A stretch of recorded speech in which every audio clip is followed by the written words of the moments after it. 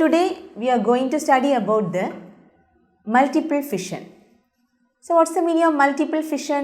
Just heading பார்த்தாலே நமக்கு ஈஸியா அண்டர்ஸ்டாண்ட் பண்ண முடியும். Multiple fission. So multiple fission னா என்னது? இப்ப பாத்தீங்கன்னா ஒரு செல், ஒரு parent cell divided into நிறைய daughter cells. நிறைய daughter cells divide ஆயிடுச்சுன்னா அதுதான் multiple fission. அங்க பாத்தீங்கன்னா 2 equal half.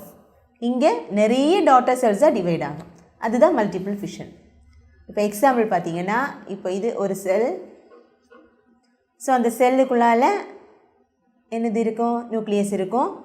அந்த நியூக்ளியஸ் வந்து என்ன ஆகும்னா டிவைட் ஆகும். இப்போ மேபி இந்த நியூக்ளியஸ் வந்து ஒரு 10 டிவைட் ஆகுது அப்படின்னா ஸோ இதில் எத்தனை டாட்டர் செல்ஸ் கிடைக்கும்? 10 நியூக்ளியஸ் வந்து இருக்கும்.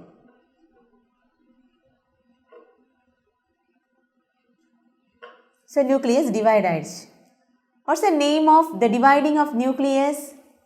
Good. Karyokinesis. Karyokinesis.